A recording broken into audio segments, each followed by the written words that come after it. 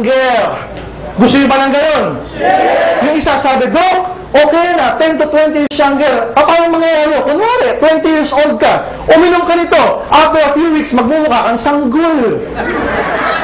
Biro lang ho, pinapabata niya yung itsura. It's more of your looks. How? Yung mga pile-pilegi sa noo, yung mga crow's feet, yan. Tinatanggal niya. Yung mga eye bag na naging belt bag at naging shoulder bag at higit sa lahat naging bagahe. Ayan, nawawala yan. In short, para kang na-botox. Meron parang mababanat yung mukha mong ganyan. Parang mamula-mula ka na nababanat. Parang kang laging nakangiti pero walang popak. Biro lang ako. Parang kang laging nakasmile na ganyan. May rosy cheeks ang dating sa'yo. Yan ang nagagawa ng Perfect White. This entire box and bottle and the product itself made from Japan. Okay, authentic yan. Yung active ingredient niya is called L-cysteine peptide. It's one of the newest amino acid discovered in Japan and in France. Yung gantong produkto ngayon ang pinagkakaguluhan ngayon sa Japan at sa France. So, subukan po natin para bumata-bata yung ating itsura. Alive ka na, healthy ka pa, mahaba pa buhay mo at bata pa pakiramdam mo. Maganda po ba yun?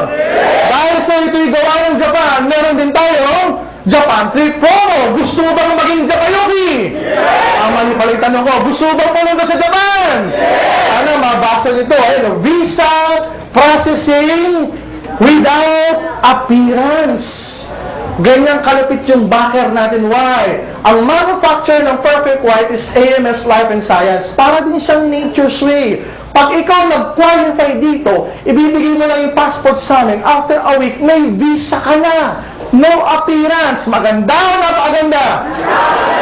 Pagdating mo sa Japan, ayan, ang unang-una mong gagawin, makikipag-wrestler ka sa mga sumo wrestler. Dadagan ng kanila, di ba? Kakain ka na sa katutang na sushi, sashimi, pupunta ka sa Disneyland, at sa Disneyland, si Mickey Mouse hindi nag-i-English. Naghahapon. Pupunta ka sa manufacturing plant. Masarap po sa Japan. Napakaganda. Next. Liven, ang ating coffee product. Umiinom ka ba ng kape?